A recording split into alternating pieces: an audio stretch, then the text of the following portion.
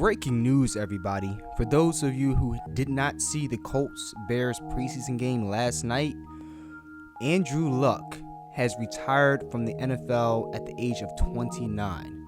He just had his press conference today because he wasn't expecting the news to come out so soon. It was actually reported by Adam Schefter during the game last night.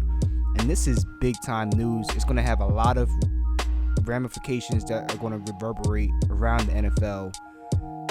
It's going to affect a lot of teams, not just the teams in the AFC South. So let's take a closer look at this. And you know that the Colts did not see this coming. But in all honesty, when you step outside of the situation and look a little bit closer, I think that a lot of signs that he may have been contemplating actually retiring were there for the world and the Colts front office to see. But, I mean, a guy that's 29, even with his injury history, I don't know if they necessarily saw that coming. But one thing I want to talk about real quick before I talk about why he retired. When it was announced during the game that he was going to be stepping down as the Colts starting and franchise quarterback, when the game was over and they were leaving the field, there were a lot of Indianapolis Colts fans that booed this man as he walked off the field. And he said it. He said, "I'm not going to lie and say that I did not hear the boos." And Richard Sherman came out and defended this man. And other players came out and blasted Colts fans who booed him. And I have to add my sentiment to this whole thing, the way it went down. How the hell are you going to boo Andrew Luck, who's been your franchise quarterback for 7 years, allowed you to have a segue from Peyton Manning and the greatness that he left when he had the spinal fusion surgery and he was no longer going to be your franchise quarterback? This guy allowed you to have a smooth transition at the quarterback position, played through injury, played through actually a lot of injuries, and gave you greatness. Came off of a very serious injury in 2017, and last year he threw for, and I didn't pay close attention to the Colts, but I do know he threw for 4,500 yards, had a very good year, and was named the NFL Comeback Player of the Year. Busted his ass to get back and play at a high level, not just be some average quarterback. He came back and played at a high level, and you're gonna boo this man off the field like he's some quitter? I dare any of those fans sitting in the stands that were booing him to go through what he's going through, sacrificing his body on the field, all the ups and downs of rehabilitation for all those numerous injuries he's had over the years, and still come out and produce at the high level that he did. I dare any one of those fans to do that. All these people that work at these blue-collar jobs or wherever you work at, just silly asses, and saying, "Oh, he's making all this money."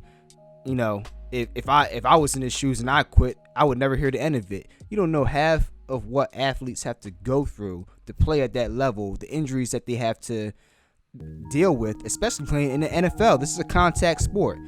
Every hit on average is the equivalent of a 30 to 35 mile an hour car crash. These guys are going through hell and high water on every other play. And you're going to really judge these guys like you know what it's like to be in their shoes? Get the fuck out of here. I just had to get that out, get that little rant over. Moving on. Let's just kind of look at Richard Sherman's, Andrew Luck's career in totality. And it's really a shame that he had so many injuries that it really kind of derailed the greatness that I think that we were yet to see from him. Like I said, last year he had 4,500 yards. Actually, 4,593 yards. Let's just round it up to 4,600 yards. 39 touchdowns to only 15 interceptions. He had a fantastic year, man. And he had to air it out 639 times. Think about that. He had to air the ball out 639 times, and it's one of the main reasons that you guys went 10-6. I mean, come on, man. Like, what are they going to do now that he's gone? you look at his injury history. He's played in the NFL 7 years, right? He was injured for one of them. He dealt with, credit to Zach Kiefer, torn cartilage in 2 ribs, partially torn abdomen, a lacerated kidney, and I remember that one. He got that lacerated kidney on a scramble out of the pocket.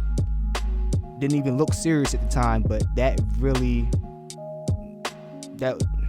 was a bad one.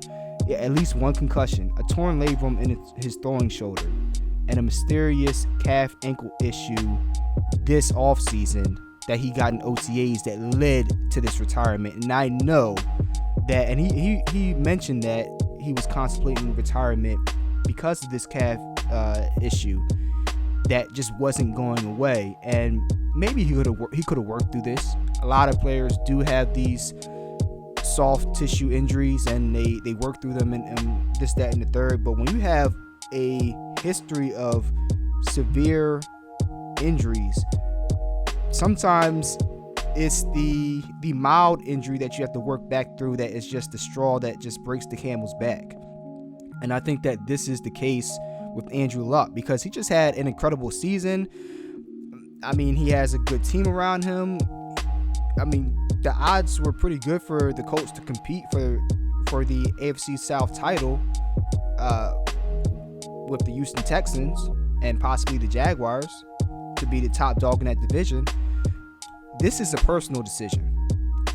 And like I said, I wish him the best.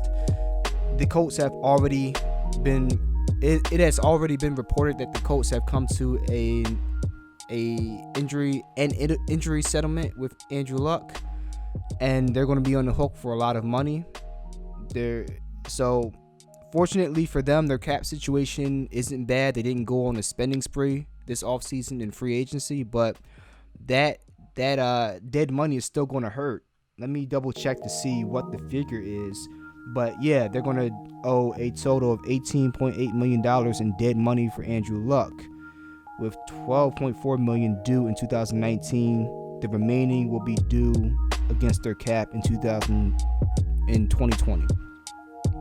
So they're going to be able to split up that dead cap money, so they'll be able to deal with it a little bit better. They won't be screwed in 2020, but they're going to, more importantly, be scrambling for an alternative quarterback option. They have Jacoby Brissett right now as the backup.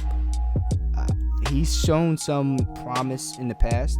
In 2017, when Andrew Luck went down, he had his ups, he had his downs, but then again, I believe he was a rookie quarterback at the time, and they were trying to quickly make a makeshift offense around Jacoby Brissett's strengths. But I think that he has some good qualities. But they're going to be really scrambling, looking at this quarterback market after this season, or possibly the trade market this year, to see what other options they have. Which brings me to my next point. You have in the off season, you're going to have Jameis Winston, you're going to have Marcus Mariota, you're going to have guys like that are in the last year of their contracts this year that are going to be available. So are they going to ride it out this year, see how Jacoby does, and then play the market next year? That's one option. Second option is the trade market, which is kind of slim pickings. You have guys like Case Keenum with the Redskins. You have Eli Manning now that whatever their rookie quarterback is his name is, he's shown a lot of promise. Maybe Eli might be a red flag type of quarterback on a trade block that they might consider trading for, just to be a bridge quarterback into next season. Or let's shift it over to my Eagles. It's already been reported that Doug Peterson and Frank Reich have already talked, and that could simply be for the fact that they're close buddies. They worked together. Reich was the offensive coordinator for the Eagles during the Super Bowl run. He might have reached out to give his condolences and just offer support. I know you guys are going through a rough time. You guys didn't see that coming. I wish the best for you guys in this season. But that could also leave the door open. And I wouldn't be surprised if they had discussions about some of the Eagles' backup quarterbacks, most notably Nate Sudfeld. Nate Sudfeld has shown himself to have potential to be a starting quarterback. I mean, I'm pretty sure Frank Reich. I'm not sure if Frank Reich was here when Nate Sudfeld was here for his first year. I believe Frank Reich was here when Nate Sudfeld. I'll have to double check on that to know if Frank Reich had a chance to work with Nate. But definitely the connection that Peterson and Frank Reich had and still have, he would be able to definitely trust Doug's judgment, them both being quarterback guys, on how good of a quarterback Nate Sudfeld is and whether has the potential to be a franchise quarterback or at least a competent starter. So that will be interesting to see what transpires in these next coming days, because they're definitely going to have to make some serious talks with some teams about what their options are moving forward, as opening day is approaching us very quickly. They only have one more week to look at Jacoby Brissett and kind of see where he's at. And then the third point that I wanted to touch on was thinking outside the box. How does this affect Nick Foles and the Jacksonville Jaguars? Because all of a sudden now, the Colts, they may not even be contenders for the AFC South. So now they only have one team to worry about, in my opinion, which is the Houston Texans. I mean, the Titans, they had a good year last year. They went 9-7. They showed some good things, but I think that the Texans are the one team that you have to really worry about. And I mean, before this retirement, I mean, Nick Foles and the Jaguars were going to be tough, hard pressed to compete against both the Texans and the Colts for the AFC South title.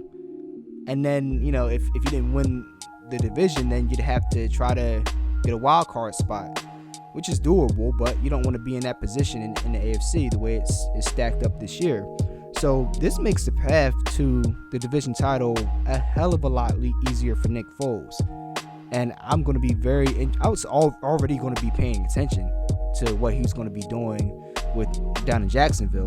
But now I'm really going to be intrigued to see whether he's able to, bring out that magic again and lead them to a division title. And, who knows where Jacksonville could go from there.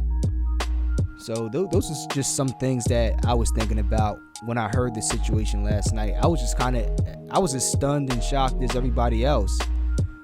I mean, I could really care less about the Colts. They're not my team. They're not in the Raiders division either. But, I mean, that's a big time announcement to make 2 weeks before the season. I mean, damn. They have no time they have to be scrambling like chickens with their heads cut off over there. I feel bad for the Colts, but what can you do? All you can do is adjust to your situation and your circumstances as they happen. That it is what it is. But with that, I'm gonna end this video right here. Leave your comments and questions in the comment section below. Make sure you click like on the video. It definitely helps out the channel, and subscribe to my channel. I want to be pumping out more content for you guys every week. Every time there's breaking news, I want to be reporting on that and giving you guys the up-to-date information on all of those things. As always, I appreciate the support, and I will talk to you guys next time. Peace.